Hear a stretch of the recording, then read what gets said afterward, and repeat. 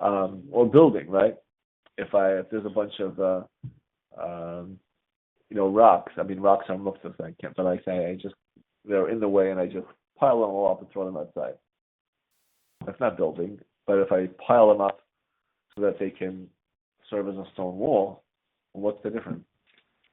It depends on your intention. Writing, right? If I just draw a circle, that just a shape, or is it a letter? Depends on your intention. So many of the activities, then, well, what if I dig a hole? I mean, I can't. There's multiple reasons that I can't do that. But is it actual work according to Torah law? So am I digging a hole, or am I collecting some dirt to spread on my floor? Depends on your intention. So many of the acts on Shabbos really are governed by. So rather than decide what is one's intention, you just don't do it. Yeah, right. That's one way. No, there are things that we say intention doesn't really matter because, let's say you slam the door and the candles go out. It may not have been your intention, but you still can't do it because when you do something that's going to have a certain result. Well, an example would be turning on the hot water. What's wrong with turning on the hot water on Shabbos? Any water that's going to come out of a sink is already heated. The problem is that when hot water comes out of the sink over here, so downstairs in the basement, new water is coming into the tank and getting heated up. You say, well, it's 10 minutes before the end of Shabbos. I'm going to use hot water now, and then I'm going to go to sleep. I won't turn it on again until the next morning. I don't care if there's cold water coming into the tank now. It doesn't do anything for me. It doesn't matter because you're doing it, whether you think you're doing it or not. You know it's going to happen. You can't do it. Well, if I were just drawing a shape of a circle, that would technically be permitted? Not permitted. I think there would be at least rabbinic problems with it. But to define it as an act of writing, I don't believe it would be if it was not your intention to make a letter. I believe you would need the intention. What? But then it's right, you can't do it anyway. What?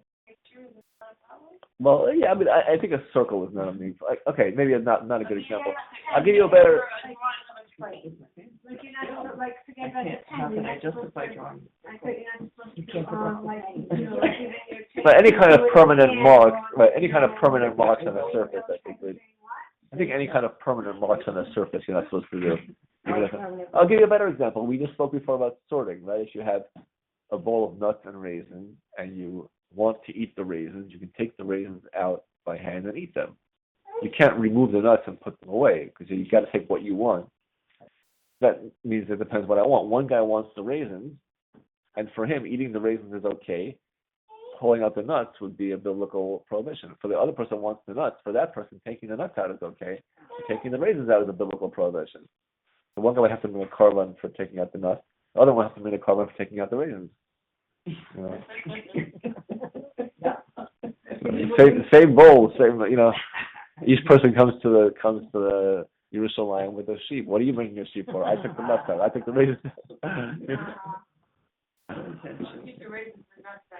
Yeah. Well, that's one of the theories for gefilte fish is that it was created because you don't want people pulling out the bones, which is so it's a fish that doesn't have bones. Boneless fish. Right, I could not just draw like let's say on a false window or in a stand. Right, that's rabbinic because it's not. It's right. Non-permanent writing is rabbinic, but yeah. Okay. So anyway, so what else do we have? So in the Parsha we have again some themes about the Kohen, right? It begins with the law that a Kohen can't become Tameh, cannot expose themselves to impurity, which basically means coming in contact with a dead body. There are various forms of impurity.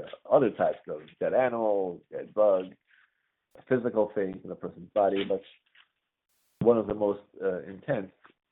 This is the one that you need the parazuma, like the red heifer, for is contact with the dead body. This is something which applies even today to a Kohen cannot go to a cemetery, and even if every Kohen pretty much has been already to at least one funeral, but it doesn't matter because they can't go again, even if their status doesn't change until we get the Parah Aduma. Every Kohen is Tameh, but just because you're already Tameh doesn't mean you can become Tameh again. What? A Kohen can't have repeat exposures.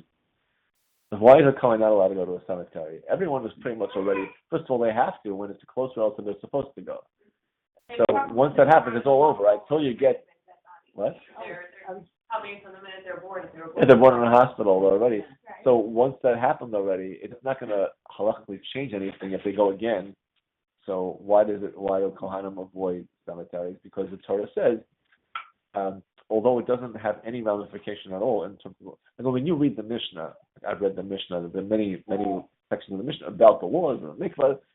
There's basically zero halachic ramification when a person touches one dead body or two dead bodies. It makes no difference.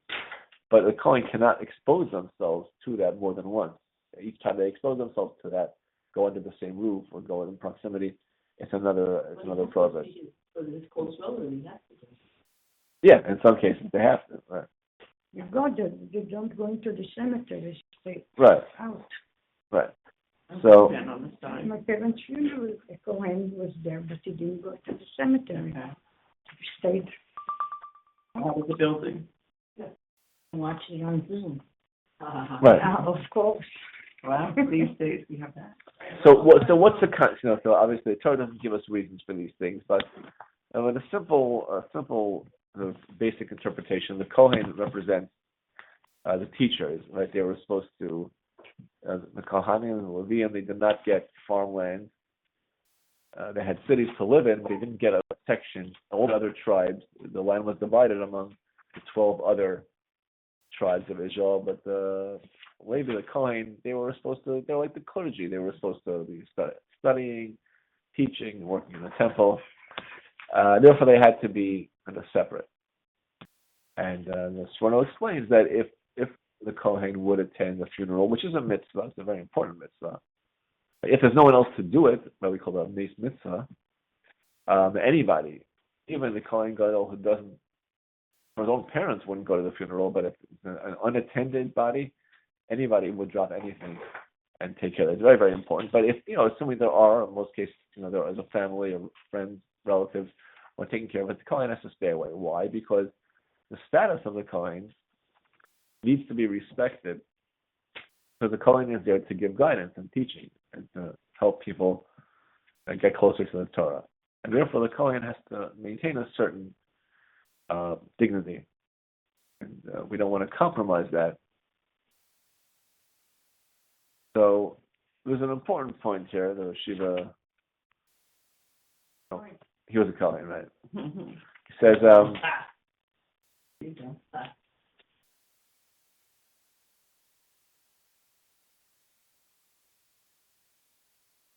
we know, and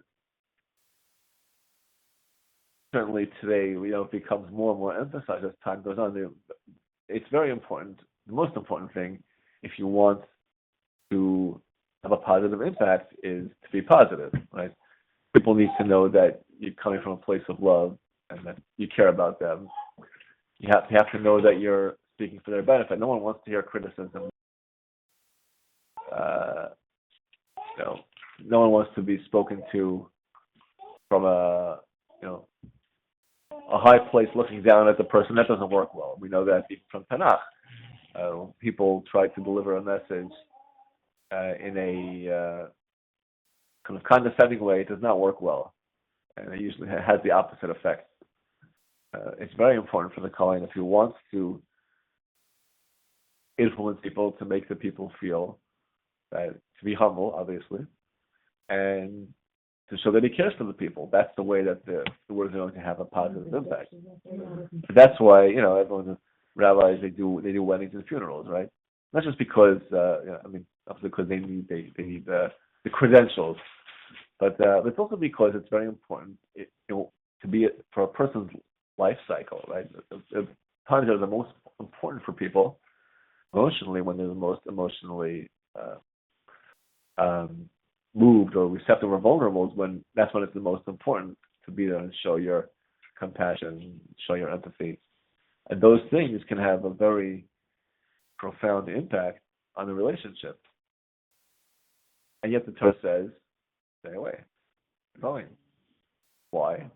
Because the Torah says, yes, if you show up at the funeral, it may mean a lot to the person, but they're going to see you, and then you have to go and get the water sprinkled on you, or you have to stay away. If I can't go to the Beit HaMikdash now for the next week, and you compromise your dignity. Since when is it compromising your dignity to do a chesed and to participate? It's not the dignity. It's your role that people need you for the other role. Yeah, and I wonder, Rabbi, is this related? That let's say a Rosh Hashiva sees a woman on the street and she's dropped her laundry and it's all over the place. He really shouldn't be picking up her laundry with all her and putting it into the basket, even though it would be a chesed because it would compromise his dignity. So I can't speak to that exact example, but that's the concept is that ultimately everything is for chesed, right? Everything has to be, to give the most that we can. And the question, what? Oh, the story was that, you know the story? There was I think it was in Baltimore, I forgot which one of the Rosh Hashivas. So, some young man came to complain that his wife wanted him to take out the garbage, and he felt it wasn't dignified because he was a rabbinical student. And so the rabbi said, "You're right. I don't think you should be taking out the garbage." And the next morning, the rabbi showed up at the door and said, "I'm here to take out the garbage because of." So with all these things, the point, like as we talked about last week, the point here is not to, unlike the first part of the class where we talked about specific halachic applications, the point here is not to, unless you're a Kohen, but not to derive a specific application. And I'm sorry, I can't come to the funeral. I feel like it's not dignified enough for me. That's not what we do. The Torah gives us the guidelines because the Torah needs to give us those guidelines. But to recognize the concept, and this comes up sometimes in a classroom setting or in a synagogue. Should the rabbi play baseball? Should the teacher play baseball with the students? Those are all questions that you can discuss. And the Rosh Hashiva spoke about father and how devoted the students were, and he said his father did not stand in ceremony, did not impose on the students to demonstrate respect. And he said his mother was once kind of taken aback when she came in and she sees her husband at the desk, and all the students are clustered around, and one of them was like sitting on the edge of the desk, at the edge of the rabbi's desk. She thought that was maybe overstepping a bound, but he said, believe me, he said that they respected him more and learned more from him than would have from if he had been one of those teachers that demanded respect. So fundamentally, the foundation is, he said, ultimately, behaving, the respect comes from the behavior, and when they see the selflessness, that's really what people respect. Like ironically, the more concerned we are with our own ego, the less respect we earn from people, and the less we're concerned with our ego, the more respect we earn. But at the same time, the externals do matter. And how we present ourselves. The key is that the Kohen doesn't avoid the funeral because I'm too good to go to the funeral. It's because I have a responsibility. And it's not for me. I would like to go, but I can't go because it's not that I represent myself. It's whether the yeshiva student or just a Jew, you walk down the street, you have certain responsibilities. People will judge all the Jews by the way you behave. And you might say, well, I don't care what people think about me. Why should I try to act like such a pious person when I'm not? The answer is that, it's not yours the reputation is not yours to give away. Your own reputation, that's your business. But you're not just carrying your own reputation. You're carrying the Jewish people's reputation, which is really Hashem's reputation. Yeah. And the Kohen, as a teacher, has to be responsive, has to be aware of this. And one of my teachers added, I think this is additional, may have been his own nuance, but I think it would be true based on if you follow the argument to its conclusion, means the person who's in mourning and would really wants the rabbi to be there and the rabbi can't, that person is able to understand that as well. Even in the midst of their mourning, the Torah wouldn't make a rule that is going to damage the relationship or cause hurt to someone. That means that people, it's not just the Kohen, say, I got to take the day off today because I don't have to go to the funeral. It's the person who really is the one being deprived will understand. Hashem, we are, on the one hand, we have to say that the emotions, people's emotions are important, and so much of the Torah is built around understanding people's emotions, but it works the other way too. People's emotions are built around the Torah. If the Torah says that the Kohen shouldn't be at the funeral, the person will understand. And the person can. It doesn't mean we always understand everything. Often we're confronted with laws in the Torah that seem harsh, seem difficult.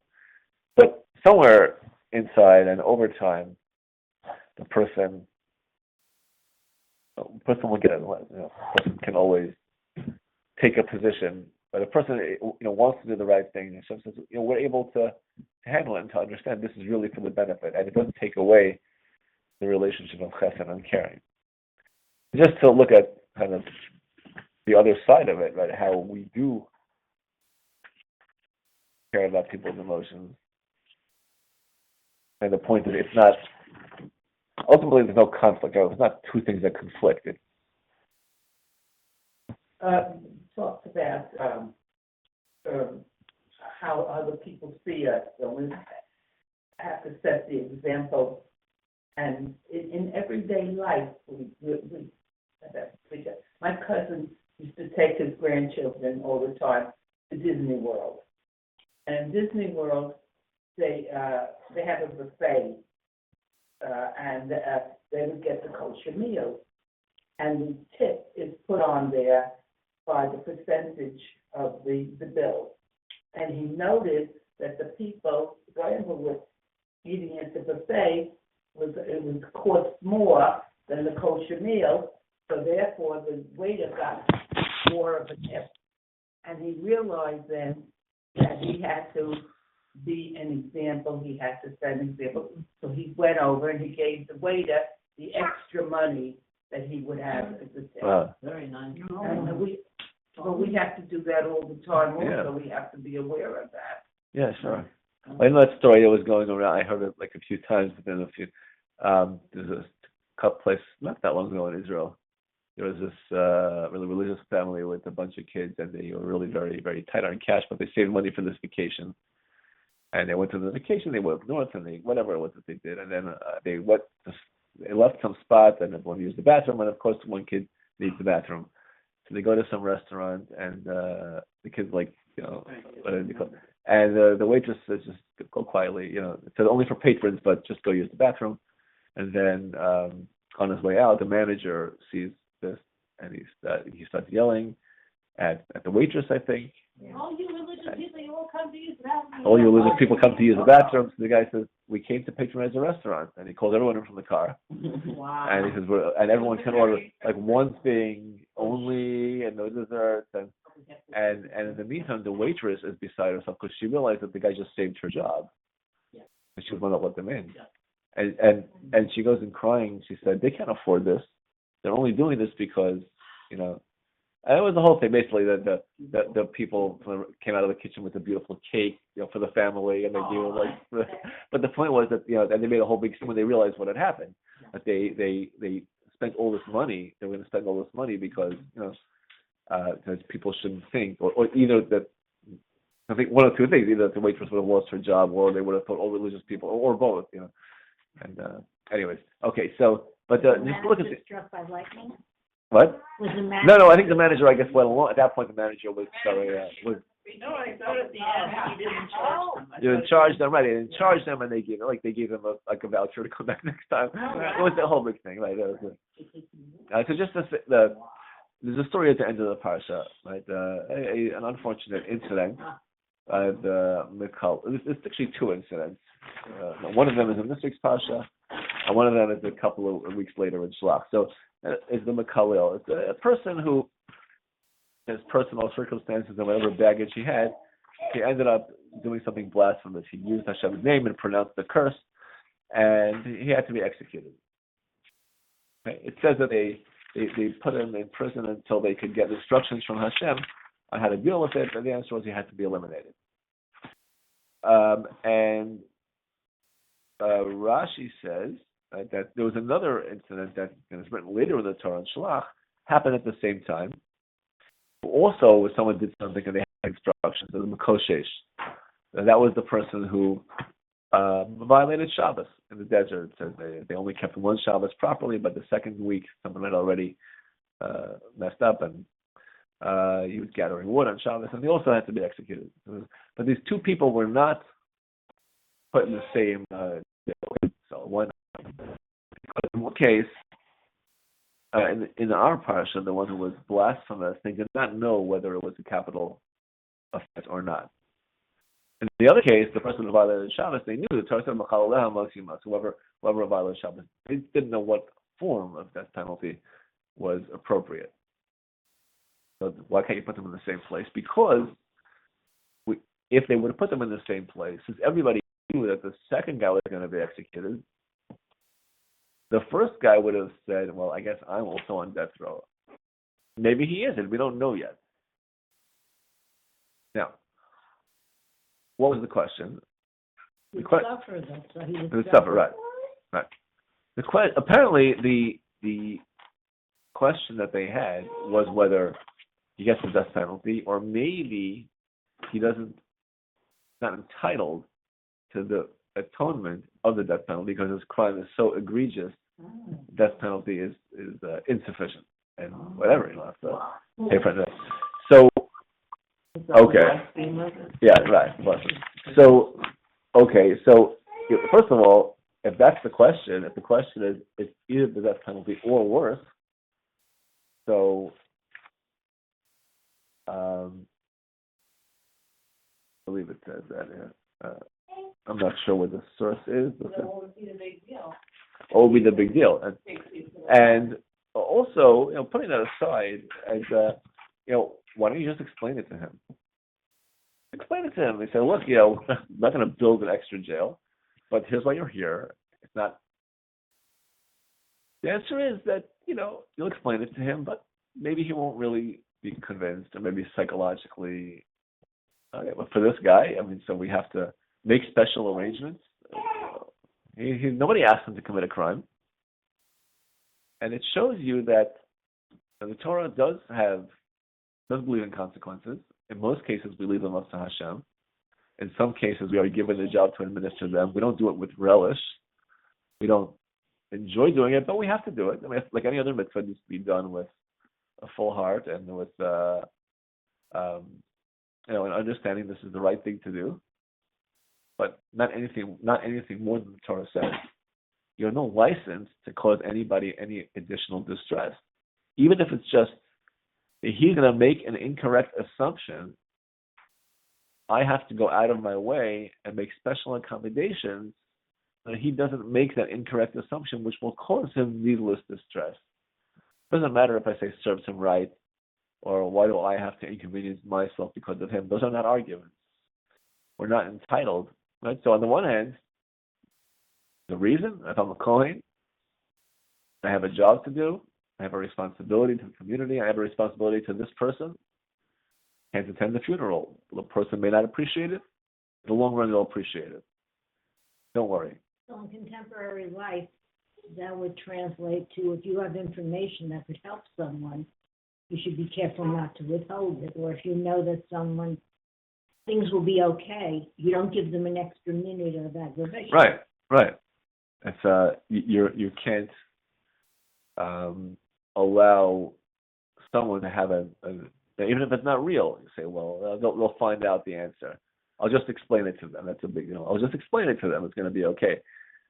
We have by Har Sinai. It says, we'll close with this. It says Hashem tells Moshe, go down and warn the Jewish people that they shouldn't climb up the mountain until after the whole thing is over. And Moshe says, but you already told them that. Hashem says, go down, tell them. Everyone asks, what is that about? So it's a whole different interpretation. One Midrash says the following: Moshe is standing up there on the mountain, and Hashem says, "I'm about to declare I am your God, took you out of Egypt." Everyone's going to say, "Well, who said that? Is that Moshe?" So Moshe has to go down. But if I tell him to go down, I'm going to feel bad. So I'll send him on a on a busy errand, go down and tell the people. And Moshe realized, he's like, but you already told them. So go down and tell the man. He was hoping Moshe would get to him. So why didn't he tell Moshe? Moshe, I love you. You're a great person. But if you're standing up here, Moshe would have. If you would have told Moshe, God's going to say the Ten Commandments. People are going to think it's you. He would have been horrified. He would have been mortified. Right? That was the last thing Moshe would want. So he would just tell him, Moshe, if you draw your own conclusions. You're standing on the mountain, and I'm about to declare the Ten Commandments. I'm a little worried about what could happen. That's all it would take. Because we don't want to do that. So Hashem, what is it, a game? Like you're talking to a kid? I can't tell you to just move over. That's my seat. Get out of my seat. You're just telling him. There's a certain way to talk to people. Moshe might feel bad. You tell somebody you don't belong here, you should be there. There's a certain, like someone tells you, you walk into the shul and someone says that's somebody else's seat in the nicest way possible. And they give you a hug and welcome. We're so happy to have you here. But that's somebody's seat. It's not the same thing as letting the person sit there. I'm not saying you should or you shouldn't, but you have to be aware. Even Moshe Rabbeinu. So again, on the one hand, when it's the right thing to do, don't go to the funeral. The person's gonna never forgive me. Don't worry. That's not you do the right thing. If the person is a decent person, they'll understand it. On the other hand, if it's not justified, not necessary, then what? It doesn't matter. It doesn't matter. I'll just explain it. No, it's not going to be fine. You can't do it. You can't say it. You have to go bend over backwards to avoid having them think it. That's your job. So Torah is very. Remember, we spoke last week about where are all the rules, right? We have a thick volume of rules on kashrus. Where are all the rules for all the other stuff? These are the rules. It's very complicated, very complex. Thank you. Thank you, Rabbi. A wonderful day, a wonderful week. I'm not in this level.